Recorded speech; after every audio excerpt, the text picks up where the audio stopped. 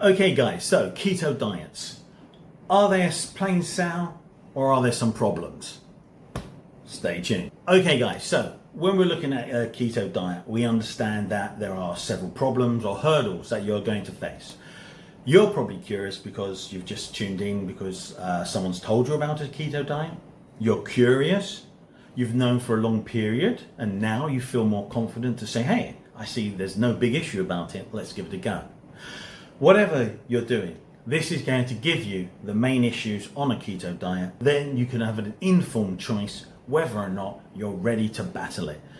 The main idea is this is here to help you prevent, to help you be confident to choose a keto diet, and to be able to help yourself if you're doing one or just begun one. So these are the main hurdles, guys, on a ketosis or ketogenic diet. Here we go. So number one, hurdle on keto, electrolyte loss. So you've probably heard electrolytes being, thrown about left, right, and center. A lot of people, truthfully, probably don't even understand their functions and what they actually mean. But this is basically the idea. Electrolytes are there to help your metabolism with your metabolic reactions.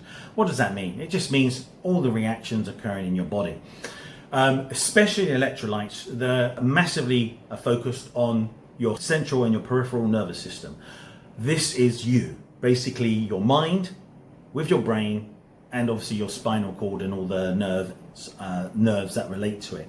So you can see they're pretty important because what makes you and how you think is what is being a big issue on a keto diet.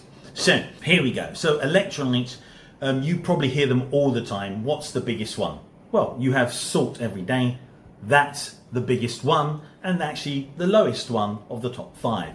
So sodium, which is obviously going to be seen for the biggest metal, which is going to be used for your thought pathways and your electronic signals to fire your neurons, called action potentials. It's extremely important.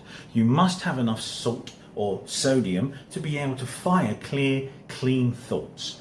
Now, the other one is chlorine, the element, which is this one called chloride for science nomenclature, meaning how we name things in science. And what that means is basically it's a chloride because it's got an extra electron. And we use that in our body. And so what happens is you have a plus and a minus, and that's why they go together as sodium chloride. Now, these two electrolytes are used. Chlorine is not a metal, and we understand that chlorine is used most importantly for a whole range of things, but also massively for the hydrochloric acid in your stomach. HCl, Cl, chlorine, or the chloride. Yeah, so that's what you understand in this. So electrolytes are extremely important. You can see here on the picture. Insulin drops, less insulin, kidneys release sodium, and so water goes with sodium. That's how it works.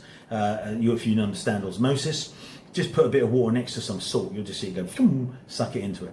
Now, water follows. Water loss increases, dragging electrolytes with it. Sodium, potassium, magnesium, calcium, chloride drop quickly. So that's why you remedy it with supplements. That's the best way to do it. Take a supplement, you've got plenty of electrolytes, and then you have no problem. Also, obviously, contact your doctor for everything to do with changing dietary information.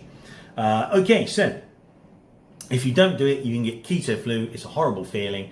What we can see here is signs of symptoms: headache, fatigue, muscle cramps, dizziness, rapid heartbeat, nausea. Best thing to do is have a supplement taking electrolytes. If you still get an issue, go to your doctor. Yeah, the electrolytes will give you the information how to take it.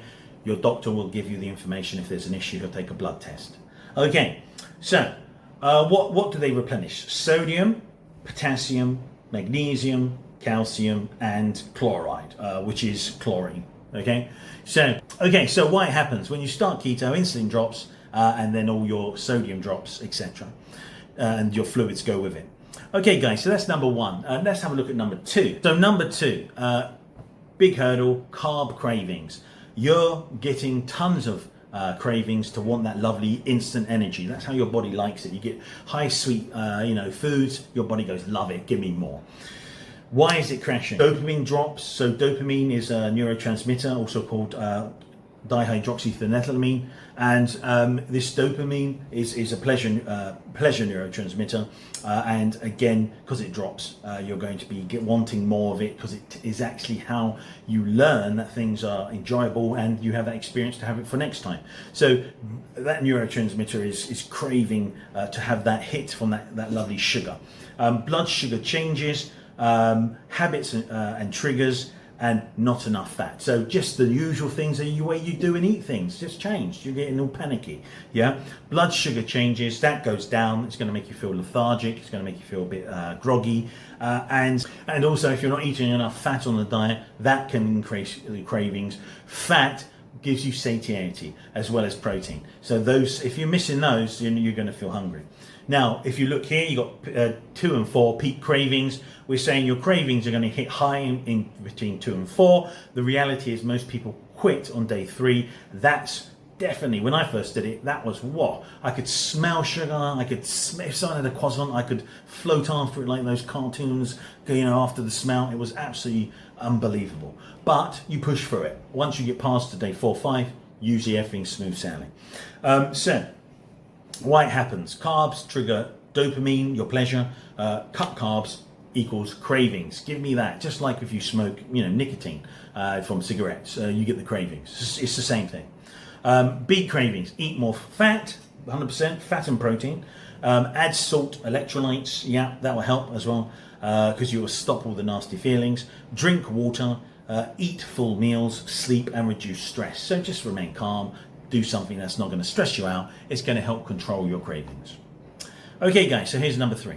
We've got here number 3, low energy or early keto. So when you begin a diet, you're having a transition period, and this is really bad for your energy. What's happening? Glycogen is being depleted, fat burning not ready, energy dips. What this means is that you don't have tons of ketones. Ketones are the energy that is released from your liver to burn for your brain, mostly, other places as well, but mostly predominantly your brain, because fatty acids cannot go there. So we want clean, fantastic energy that comes from ketones. Also, you have your fat burning isn't adapted. That's going to make you a little bit sluggish. Takes time to adapt. Adaptation takes over a very large period, maybe even from up to 4 to 6 weeks. It's pretty much the norm. Energy dips. Peak low energy is day 2 to 5 as you transition. So that's a massive transition. Ketones are being started, production, fat is being broken down. All of these things are occurring. It gets better after week 1 and 2.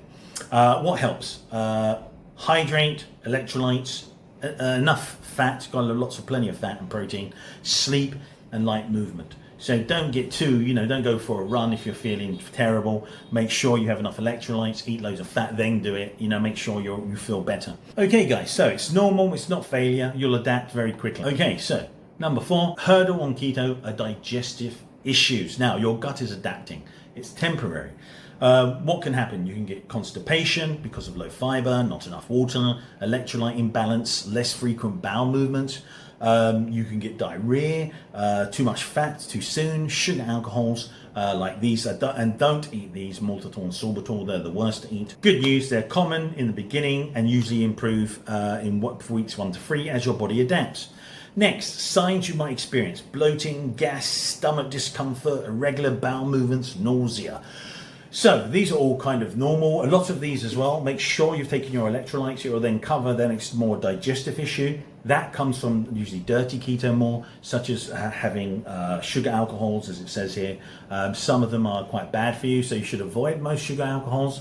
You have 2 that are just semi-okay, isomalt and erythritol. Those 2 are the ones that I would say, you're going to still be fine using, because there's no other issue regarding the research. Isomalt still seems pretty good, but it takes 10% carbs. And also at the same time, erythritol takes nothing, but there is a bit of research on cardiovascular events. You can look into that. You can look at my videos regarding it. Okay, so what to do? Stay hydrated, eat fiber-rich foods, support with magnesium, get enough electrolytes, add fat gradually. Don't get too carried away. Calm yourself down if you're having problems. Simple. Anything in moderation and slow adaptation is a lot better if you have issues. Now, why it happens? Your digestive system is adjusting to lower carbs and higher fat, changes in fiber, water, gut bacteria, and things that are chemical like sugar alcohols that can cause laxative effect, diarrhea, as well as bloating and GI or gastric intestinal issues. Okay, guys, so that's number 4. Number 5, here we go. So number 5, you can see here, keto hurdle, hidden carbs. Now, hidden carbs, you can find them everywhere. It's very hard. So how do you 100% certain you don't get carbs? Well, never think you're 100% certain. Always check the label. Then, when you know it's sort of confident and you've had it before, you can settle down. Even meat, for example, if you're in somewhere or certain countries, they inject glucose into their meat, which then again, or glucose water, certain things. So you have to be very cautious where you are. So knocked out of ketosis is the sign, or you're moving out of ketosis, that something is giving you too many carbs or spiked your blood sugar. Now fix it. Eat whole foods, just meats, good quality meat, steak, chicken, beef, pork. All of these will keep you 0 as long as you don't go for something like the liver cut, which has carbs in it. Track your carbs with your with your scales. Make sure you measure them. Plus also use your urinalysis strips to check it out. After 2 hours of eating, 3 hours, give it a test. Limit keto products. Don't eat processed keto products. You should only eat them once you're in the diet for a long period and you feel confident, I've lost a decent amount of weight. Now let's go on to these. It's going to slow probably my weight loss down, but we'll see. Hidden carbs can be found in sauces and dressings. Massively, don't think a little bit now. Check the carbs, then eat it. Light mayo, heavy mayo is the best. It's got low carbs as well. Vinegar usually has 0 carbs. Make sure. Some people add sugar, and also some things like Tabasco sauce, quite low in carbs, 0.6 I believe per 100 ml. So keto snacks, avoid them because they've got a lot of hidden carbs. Unless you're a professional, look at my reviews. I tell you if there's anything hidden there. And the worst sweeteners, there you go, sweeteners, maltitols.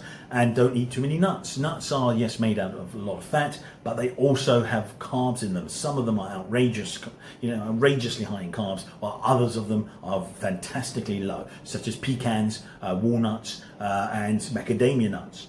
Now, that's number 5, guys. Let's have a look at number 6. So here you go. You can see number 6 here.